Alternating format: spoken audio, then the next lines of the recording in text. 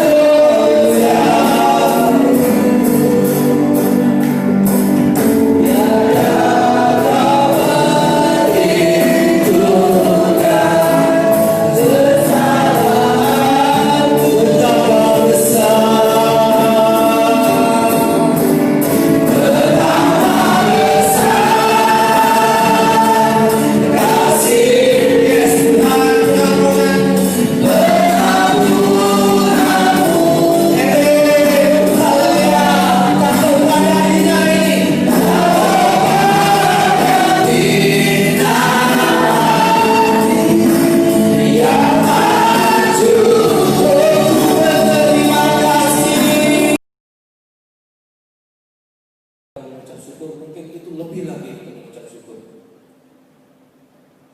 Kalau waktu mungkin yang jilid pertama itu kita belajar sabar, ternyata jilid 2 kita diajarkan untuk mengucap syukur. Kita sangat bersyukur sekali. Dan setelah kita itu obat lagi, obat itu waktu kita di RS Mitra, istri di sana 3 hari dan itu diberikan obatnya sesuai dengan yang diterima di karya di Semarang. Di sana kita habis 15 juta untuk 3 hari. Dan di Semarang itu waktu proses pertama kami tidak bisa menghitung obat karena di sana juga tidak dijelaskan berapa obat yang diberikan.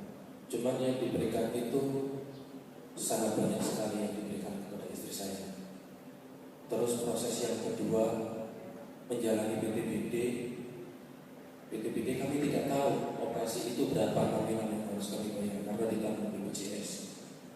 Dan operasi rekonstruksi kedua itu saya pikir hanya motong usus disambung selesai, gampang, saya pikir seperti itu. Saya agak gampang karena saya ingin saya tetap harus kuat, istri saya harus kuat. Saya hanya imani. Sebelum di tempat ini dulu saya pernah ada yang mengatakan pada saya seperti ini. Kalau kamu ingin sesuatu, kamu berdoa, kamu imani, seolah-olah kamu sudah mendapatkan apa yang kamu inginkan. Setelah di tempat ini, saya juga mendapat hal yang sama. Mungkin di warta jemaat, kalau Bapak Ibu sering baca, kalau nggak salah sih, siapa bagaimana untuk dapat, dia mendapat atau gimana itu. Tapi mungkin kurang lebih juga sama. Saya paksa istri saya untuk selalu semangat untuk beriman sama dengan saya. Kita imani istri saya sembuh walaupun dia dalam keadaan sakit. Saya selalu sampaikan seperti itu. Kamu sembuh, kamu sembuh, kamu sembuh, kamu sembuh. Walaupun dia mungkin dalam keadaan sakit, dirawat di rumah sakit, saya selalu katakan, kamu sembuh, kamu sehat, kamu orang sehat. Setelah PTBD ternyata gagal PTBD itu. Selang yang harus dimasukkan untuk memperlancar saluran empedu nggak bisa masuk tersebut. Dan akhirnya dilaksanakan rekonstruksi kedua. Dan di sana setiap saya tanya dokter, pelaksanaannya berapa jam Pak dokter? Berdoa saja Pak. Karena di dalam operasi kita tidak bisa menentukan. Kamu pasti sembuh, saya ingin seperti itu. Kamu pasti sembuh, kamu pasti sembuh. Setelah dilaksanakan operasi, untuk secara kedagingan tadi kami rasa sangat berat perekonomian yang harus keluarkan, biaya yang harus kami keluarkan. Setelah kami tahu berapa biaya yang harus ditanggung, mungkin ditanggung BPJS, kami dapat mengucap syukur di situ. Tuhan memberkati kami ternyata luar biasa sekali beberapa bulan ini. Kalau mungkin dihitung secara nominal, mungkin bisa itu diwujudkan rumah. Tapi mungkin lewat Tuhan berikan kepada kami lewat dengan cara yang lain, yaitu dengan kesehatan istri kami. Dan saya lanjutkan lagi untuk proses rekonstruksi. Saya di sana hanya menunggu seorang diri, dan setiap dokter yang saya tanya hanya menyuruh saya untuk berdoa. Dan ternyata di sana operasi masuk kurang lebih jam 8, jam 1:30 baru selesai, baru keluar istri saya. Ternyata dia bilang jam 12 itu sudah keluar dari ruang operasi, cuma mau dimasukkan di kamar ICU. Tapi kondisi istri saya ternyata sangat baik sekali. Ternyata sangat baik sekali. Saya di luar nunggu beberapa jam, rasanya itu sangat lama sekali. Nunggu beberapa jam itu sangat lama sekali. Dan teman-teman juga yang sabar ya, yang kuat ya. Mungkin juga ada juga sebagian orang yang tanya, kok sakitnya lama ya. Seperti itu, perkataan seperti itu kan ya melemahkan kami. Tapi saya berpikir lagi, istri saya sakit mungkin 3 bulan, 4 bulan. Kesehatan yang diberikan kepada istri saya dari Tuhan sudah bertahun-tahun dia nikmati. Ini hanya 3 bulan. Saya pikir hanya seperti itu. Mungkin kalau orang sakit 1-2 hari mungkin itu wajar ya. Ini beberapa bulan. Tapi saya tidak mau menganggap itu lama. Saya bandingkan dengan kesehatan yang Tuhan berikan sama istri saya bisa mengucap syukur lagi kepada Tuhan. Tuhan memberikan kesehatan kepada istri saya jauh lebih lama daripada sakit yang diberikannya. Setelah operasi berjalan lancar, saya mengucap syukur kepada Tuhan, dan istri saya hanya bisa menangis. Istri saya menangis. Aku tadi waktu operasi, kalau operasi itu memang biasanya setengah di bawah alam sadar seperti itu Bapak Ibu. Dan waktu pelaksanaan operasi, istri saya itu seperti di atas gunung. Dia bilangnya kayak gitu. Seperti di atas gunung. Di atas gunung, di puncak gunung, dan di gunung itu terdapat kawah. Dan di belakang dia itu banyak sekali orang juga yang perjalanan naik ke sana. Dan di depan dia juga sudah banyak yang masuk ke kawah itu. Saat proses operasi, dia mendapatkan pertolongan Tuhan. Dia seperti ada yang datang, dia pegang tangan istri saya. Karena memang dia sudah ada di depan, mau masuk ke kawah tersebut. Dan di bawah itu sudah banyak sekali orang, dan di belakangnya juga banyak sekali orang yang naik ke situ. Dia pegang tangan istri saya, dia katakan, tempatmu bukan di sini kan? Ayo ikut aku.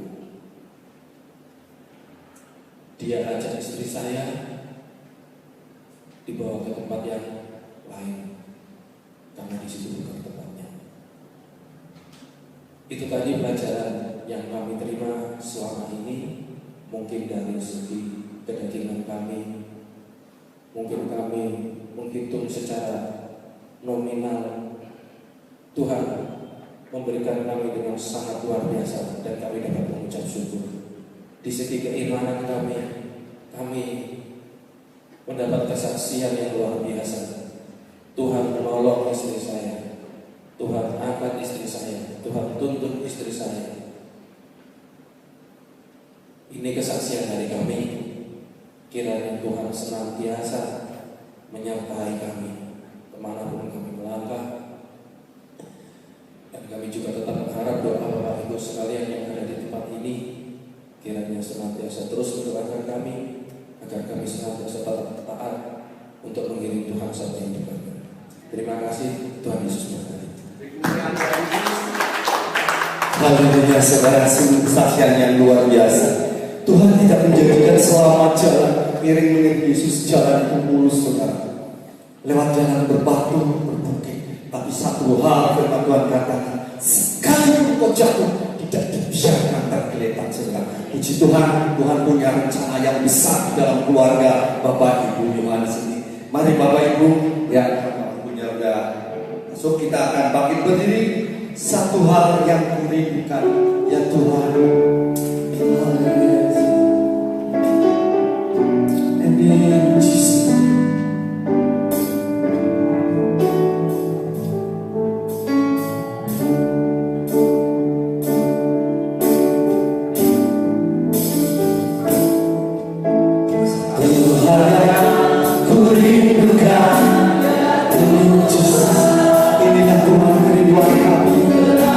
Berada di tegak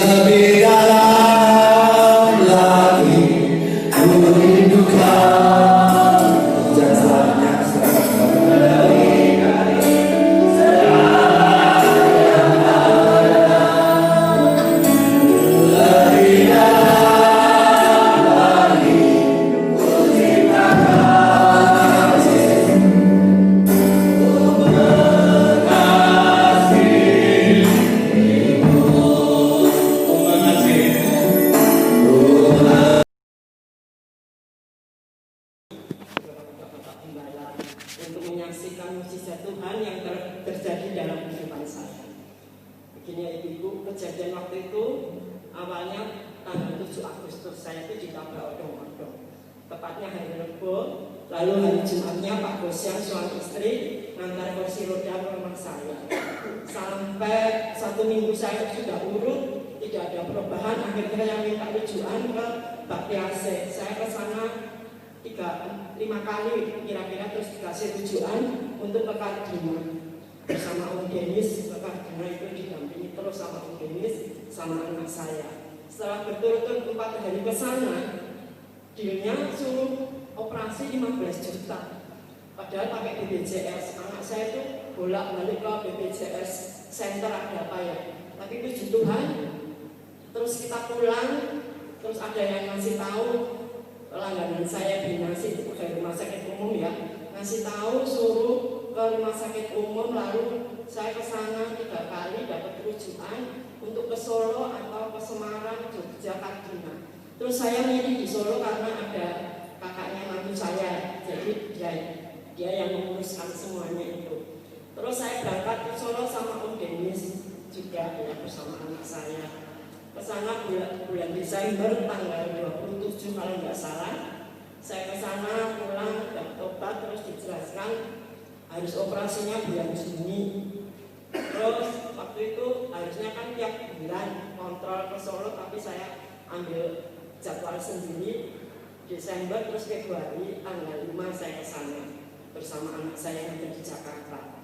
Puji Tuhan, saya pulang dari Solo itu tanggal 5 Februari saya belajar pakai krek. Dokternya tuh ngasih tahu belajar pakai krek Bu, nanti Ibu nggak bisa jalan katanya. Jadi puji Tuhan sudah diberikan anak saya pakai krek. Kira-kira pakai krek itu 1 bulan lah. Ya kalau ke gereja pakai kursi roda. Tapi bulan Maret pertengahan kan saya sudah nggak ke gereja karena ada corona. Setelah itu saya mau kontrol ke Solo bulan April, sudah ada corona. Anak saya tak suruh telepon dulu ke Solo, belum jadi telepon. Puji Tuhan 23 Maret saya sudah bisa jalan. Pagi itu saya habis mandi, saudara-saudara. Saya habis mandi keluar dari kamar mandi saya pakai krek. Tiba-tiba kreknya tak angkat, nggak sadar. Terus kaki saya tak lihat loh, kok saya jalan sendiri. Terus saya bilang sama anak saya, sama pembantu saya juga, saya kok bisa jalan ya, nggak pakai tongkat, nggak pakai krek. Saya bilang, oh ya udah Bu, nggak ke Solo. Memang rencana mau ke Solo lagi sama pembantu saya nggak boleh sama anaknya karena ada corona. Puji Tuhan 23 Maret itu jam 9 pagi saya sudah bisa jalan. Semua itu karena mukjizat Tuhan, saya percaya. Tapi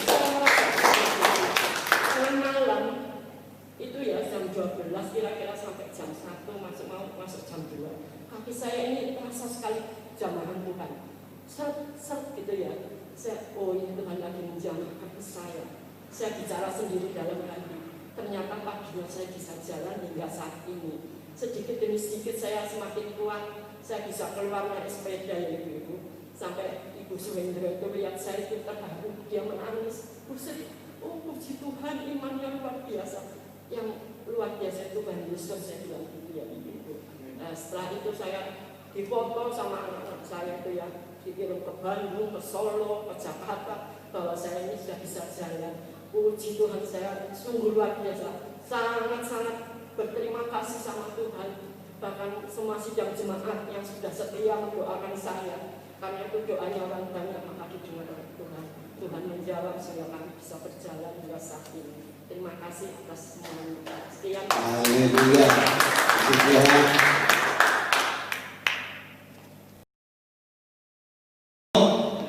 Salam.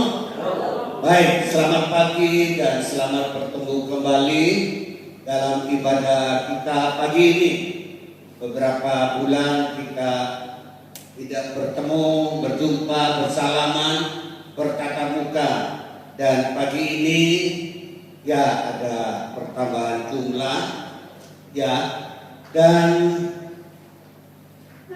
kita akan membaca firman Tuhan yang terdapat di dalam Injil Yohanes pasal 13 ayat 31 dan 32. Silakan.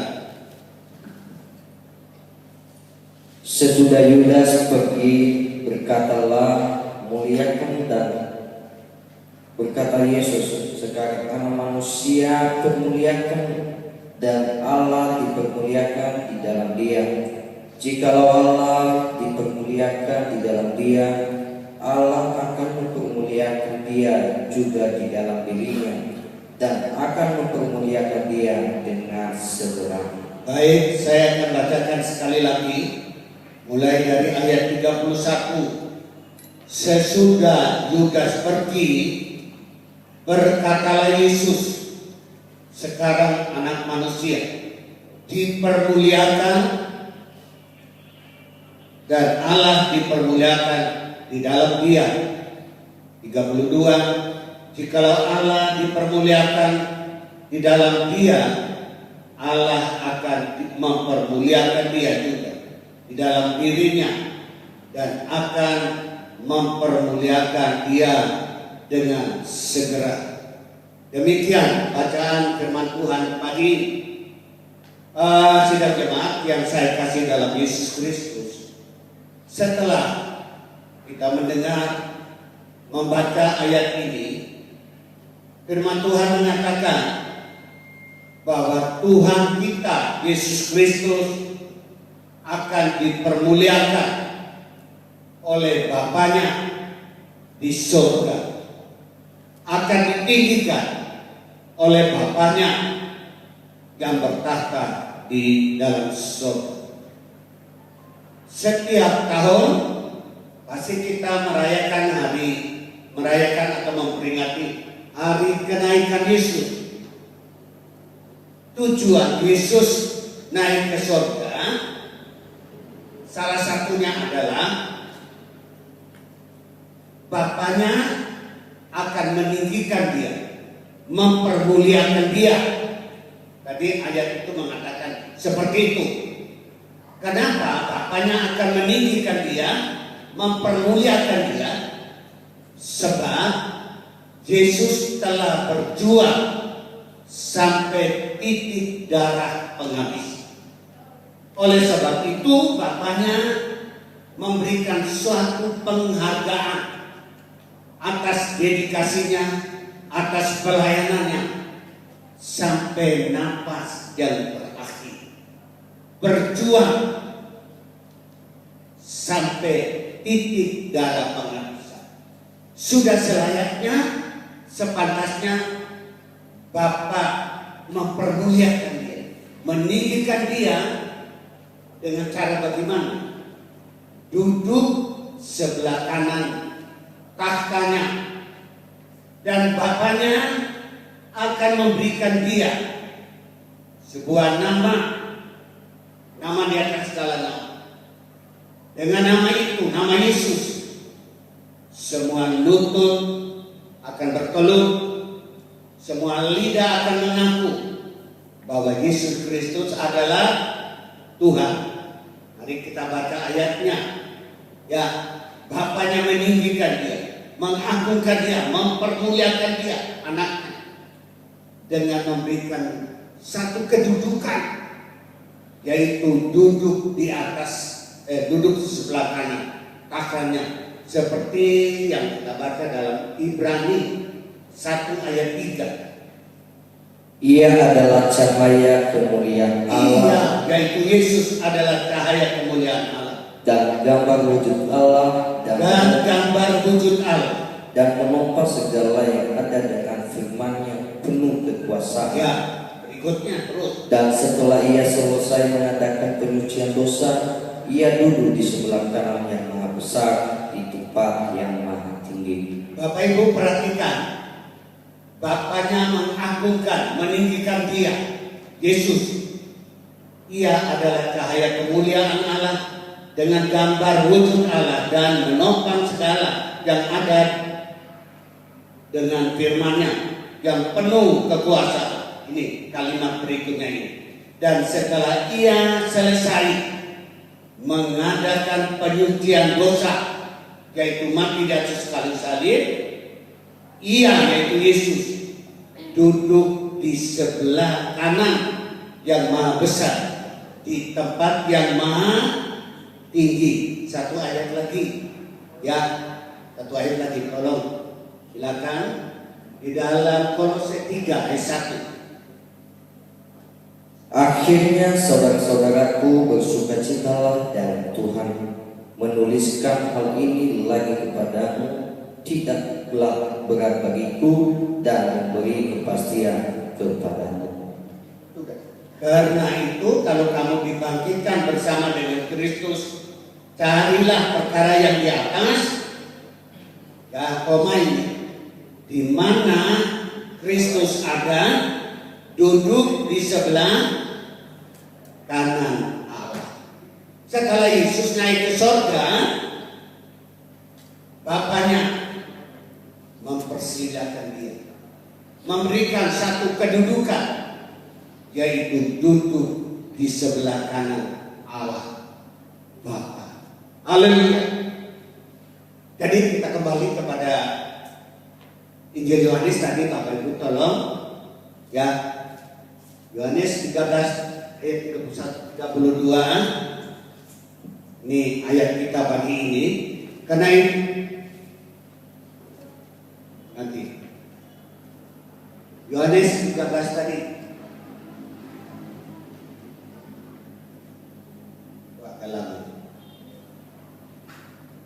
Ya, sesudah Yudas pergi, berkatalah Yesus, sekarang anak manusia dipermuliakan dan Allah mempermuliakan di dalam dia. Cukup. Nah, ayat ini mengatakan sesudah Yudas pergi, ya, baru anak manusia yaitu Tuhan Yesus dipermuliakan, ditinggikan oleh Bapa. Namun kalau Yudas belum pergi, Yudas belum keluar, Tuhan Yesus tidak akan dipermuliakan. Ya, belum dipermuliakan oleh Bapa. Oleh sebab itu, saya dan saudara sepakat, sehati, biarlah Yudas ini pergi, agar supaya Tuhan Yesus dipermuliakan di tengah-tengah jemaah, ditinggikan, diagungkan, dibesarkan. Ya, semua umat manusia yang ada di atas semua bumi. Dan benar, 2020 tahun yang lalu, Yudasnya sudah pergi. Yudas sudah meninggalkan ya gereja. Ya, dia sudah pergi. Pertanyaannya adalah, kemanakah Yudas ini pergi? Apakah ia pergi memberitakan Injil? Apakah ia pergi untuk memberitakan firman Tuhan? Ya, ini pertanyaan. Ternyata tidak. Kalau begitu, kemana Yudas pergi? Ya, kemana Yudas pergi? Mari kita baca ayat selanjutnya. Ya, kita dapat baca ya, kemana Yudas pergi. Kita dapat baca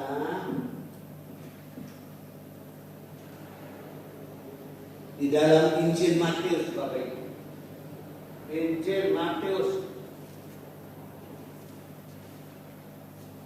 Kita dapat baca pasalnya yang ke mana ini?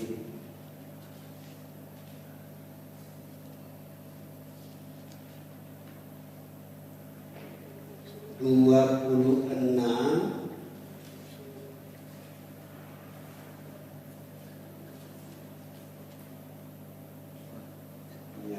Ini.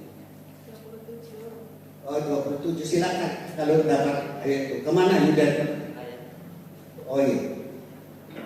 Waktu Yesus masih berbicara, datanglah Yudas, salah seorang dari ke-12 itu, dan bersama-sama dia rombongan besar, orang yang membawa pedang dan tentu, disuruh oleh imam-imam kepala dan tua-tua bangsa Yogi. Terus 48, bukan ini,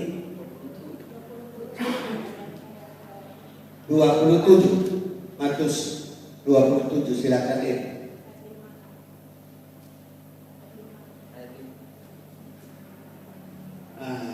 Maka ia pun melemparkan uang perak itu ke dalam bait suci, lalu pergi dari situ dan gantung diri. Terus Imam-imam kepala mengambil uang perak itu dan berkata, tidak diperbolehkan memasukkan uang ini ke dalam peti persembahan, sebab ini uang darah. Sesudah berunding, mereka membeli dengan uang itu tanah yang disebut tanah tukang periuk untuk dijadikan tempat perkuburan orang asing. Itulah sebabnya tanah itu sampai pada hari ini disebut tanah darah. Dengan demikian genaplah firman yang disampaikan oleh Nabi Yeremia, mereka menerima 30 uang perak, yaitu harga yang ditetapkan untuk seorang menurut penilaian yang berlaku di antara orang Israel. cukup. Yudas pergi menggantung diri, itu yang saya cari. Lalu tadi ayat yang baru dibaca tadi itu diperjelaskan di dalam Kisah Rasul-Rasul. Jadi setelah Yudas menerima uang sejumlah 30 keping uang perak, ya, Yudas pergi, ya, menggantung diri. Dan di dalam Kisah Rasul mengatakan pasal 1 ayat 18, ya, gantung diri dan isi perutnya terburai keluar, ya. Itu kira-kira, ya, ini ayat mengatakan Yudas ini telah membeli sebidang tanah dan upah kejahatannya, lalu ia jatuh tertelungkup dan perutnya terbelah hingga semua isi perutnya tertumpah keluar. Ya, sudah beberapa tahun Yudas ikut Yesus, bersama-sama dengan Yesus, ya. Dia pernah melihat mujizat, orang buta melihat, orang tuli mendengar, orang lumpuh berjalan. Ya, dia melihat, menyaksikan dengan mata kepala sendiri. Yang seharusnya Yudas tidak boleh melakukan hal itu, menjual gurunya, ya, demi mendapatkan uang 30 keping uang perak. Seharusnya dia punya komitmen, punya ketetapan, tetap setia mengiring dan melayani guru. Ternyata, ya, di tengah-tengah perjalanan Yudas jatuh, ya, mati kena bunuh diri. Orang Kristen tidak boleh bunuh diri, ya, sebab orang bunuh diri sama membunuh orang lain, dan dampaknya di dalam api neraka. Itu tertulis di dalam kitab Waktu, Bapak Ibu. Nah, saudara-saudara sekalian, secara fisik memang Yudas sudah pergi. Dia sudah dipanggil pulang ke rumah Bapak yang tetap dengan cara bunuh diri. Tapi sifat karakternya Yudas, kalau kita perhatikan, masih ada di dalam gereja. Gereja zaman Bapak Ibu. Apa yang dilakukan oleh Yudas, ya, gereja akhir zaman pun demikian. Punya sifat, punya tabiat yang tidak berkenan di hadapan Tuhan. Nah, namun Bapak Ibu, kita melihat sebelum sifat-sifat Yudas, kita mau terlebih dahulu melihat nama Yudas itu dalam Alkitab ini tidak hanya satu. Saya catat ada 7 nama Yudas. Ya, ada 7 Yudas dalam Alkitab. Ya, silakan. Yang kita baca di dalam Alkitab ada 7, ya, Yudas dalam Alkitab. Terus yang pertama Yudas bin Yakobus. Bin itu anak, jadi Yudas anak Yakobus. Yang kedua, Yudas Iskariot. Nah, itu tertulis di dalam Lukas 6 ayat 16. Silakan Edi.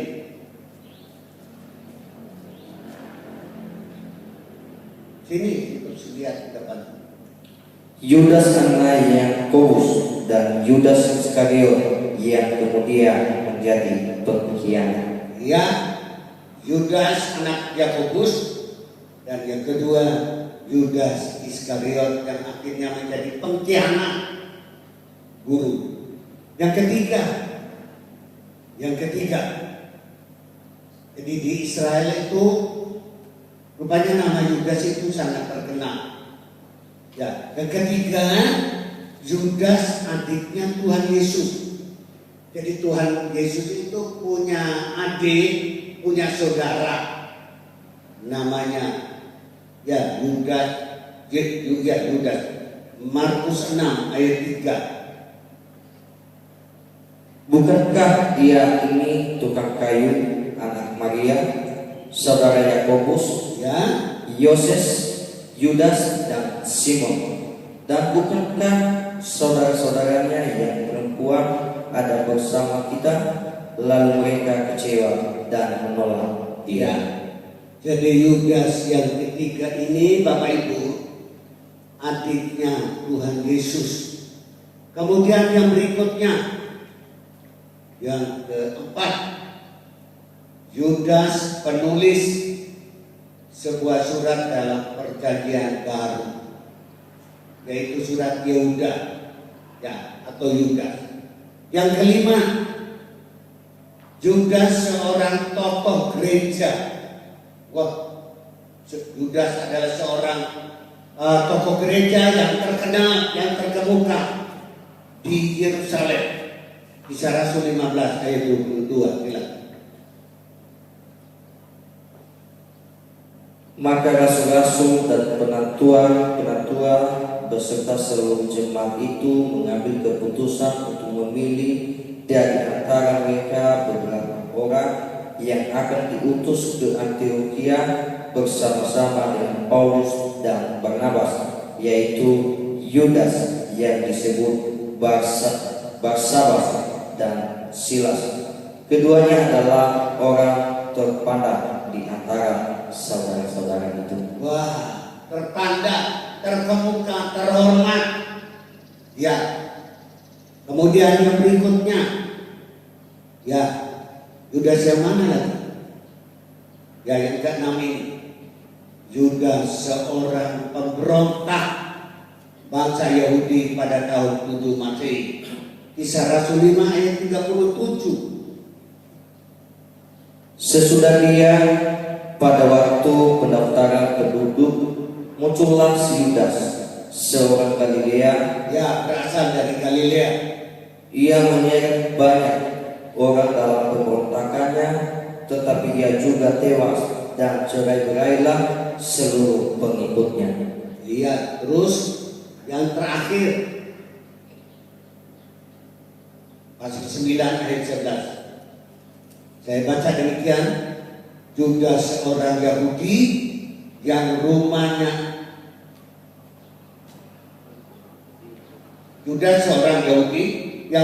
dipakai untuk penginapan Paulus sesudah bertobat.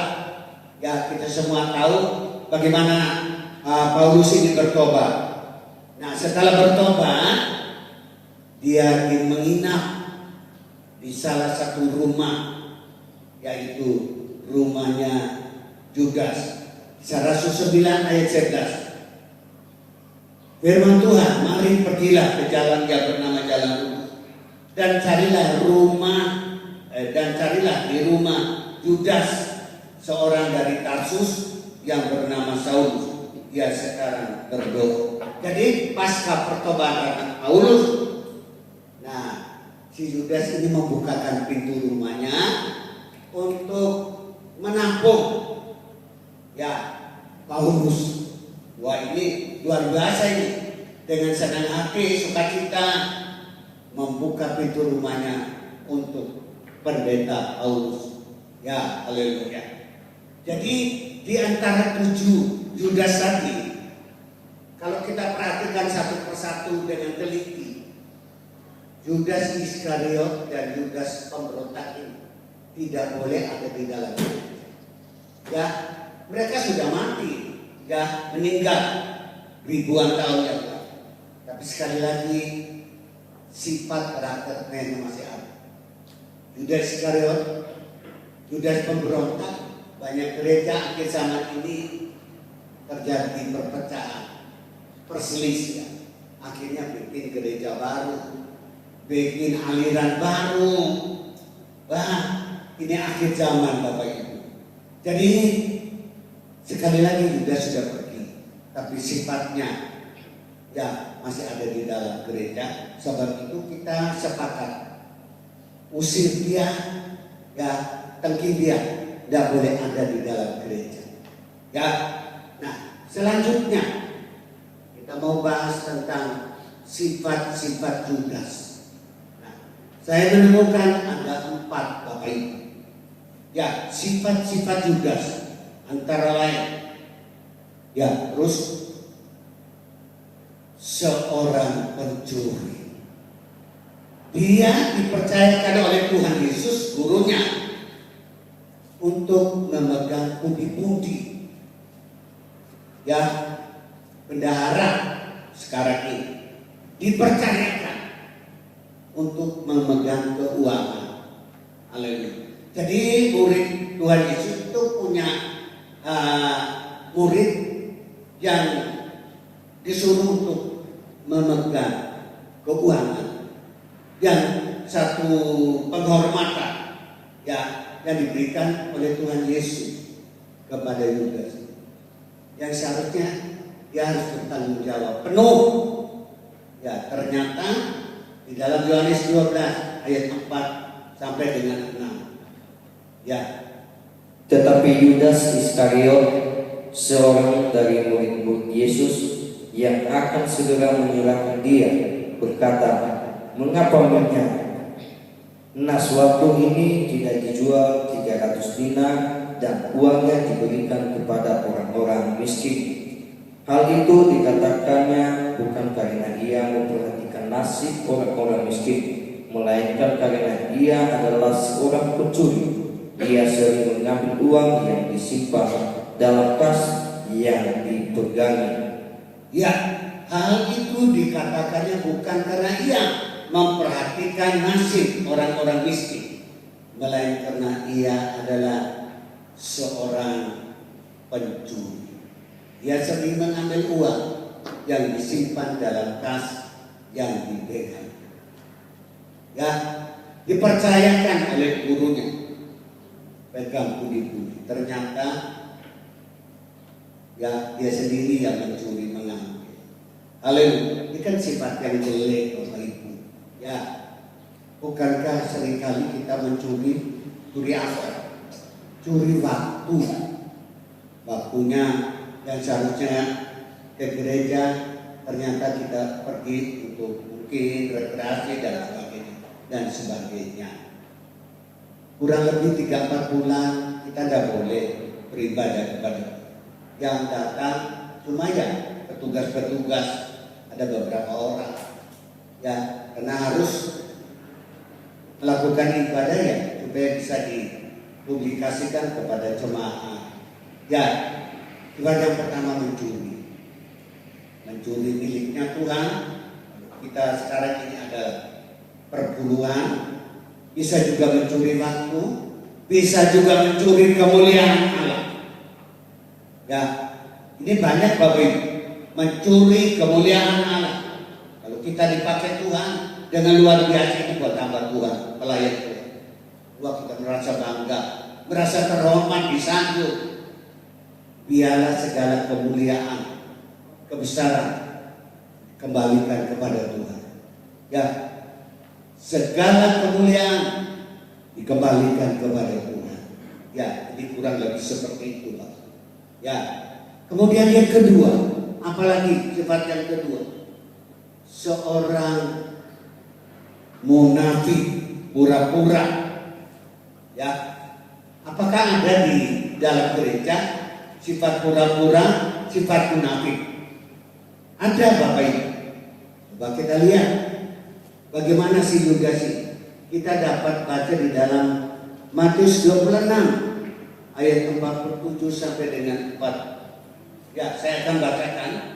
Waktu Yesus masih berbicara, datanglah Yudas, salah seorang dari ke-12 murid itu, dan bersama-sama dia serombongan orang yang membawa pedang, kemudian bawa petung, disuruh oleh imam-imam kepala dan tua-tua bangsa Yahudi.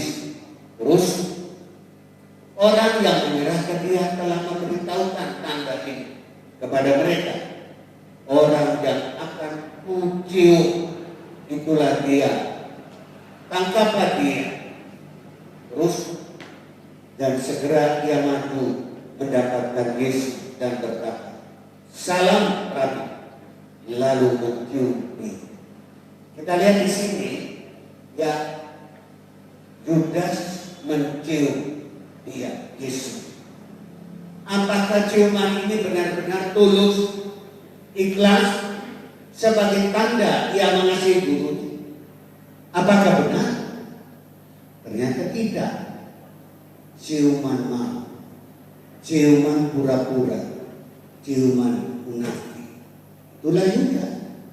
Ya, jadi sifat Yudas ini harus dibuang, harus dihilangkan. Jangan sampai kita ya seperti Yudas, orang yang munafik. Ya. Kemudian yang berikutnya, yang ketiga, Yudas adalah murid yang serakah, tamak. Saya pernah ingat Bapak Ibu almarhum Om Junedi. Dia pernah mengatakan orang yang tamak itu sama dengan serakah. Lebih keras lagi dia bilang.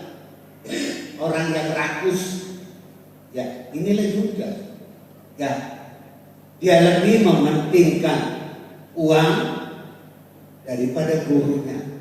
Tega sekali menjual gurunya dengan harga 30 keping uang. 30 keping itu harga seorang budak, Pak.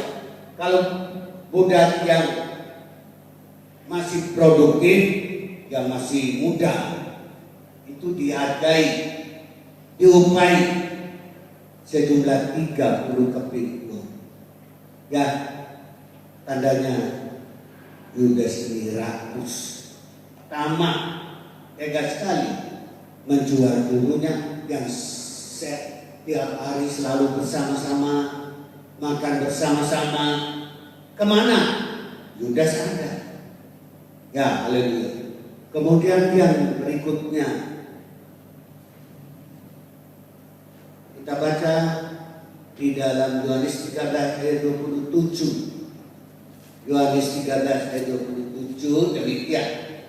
Dan sesudah Yudas menerima roti itu, jadi pada saat Yesus mau naik ke atas bukit Golgota dan mati, kan ada perjamuan kudus seperti pagi ini.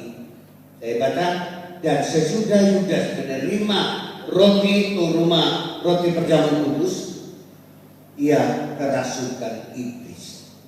Bagaimana mungkin Yudas kerasukan iblis, kerasukan setan? Ya, seorang yang sudah lama ikut Yesus, ya, habis makan perjamuan kudus, kerasukan setan, kerasukan iblis. Ya, ayat ini mengatakan, dan sesudah Yudas menerima roti itu, ia kerasukan iblis. Tandanya apa? Membuka hatinya untuk iblis. Di dalam Efesus 4 ayat yang ke-7, ya, Paulus mengatakan, jangan memberi tempat kepada iblis atau setan. Yudas yang harusnya ingat firman Tuhan, ingat apa yang pernah dikatakan oleh ya, buka hatinya untuk iblis. Jadi pagi ini Bapak Ibu Saudara sekalian, di hadapan kita tersedia pejalan kudus. Ya, kita berdoa supaya sifat-sifat Yudas ini ya jangan sampai masih ada di dalam gereja, ya, dalam sidang jemaat. Mari kita mau berubah, kita mau bertobat, ya, agar supaya pelayanan kita, ya, atau kita semua sidang jemaat siap untuk menantikan kedatangan Tuhan yang kedua kali. Itulah firman Tuhan yang saya sampaikan tadi. Kiranya Tuhan memberkati kita. Ya, saya persilakan para pemain musik untuk menempatkan diri, kemudian para leader kita sama-sama menaikkan. Pulanglah ke rumah masing-masing dengan membawa berkat dari Allah Bapa di dalam surga. Kasih sayang daripada Tuhan Yesus Kristus serta persekutuan Allah Roh Kudus membimbing menyertai kita sekalian mulai saat ini sampai Maranatha. Terimalah berkat ini dalam nama Tuhan Yesus Kristus. Kami naikkan syukur pada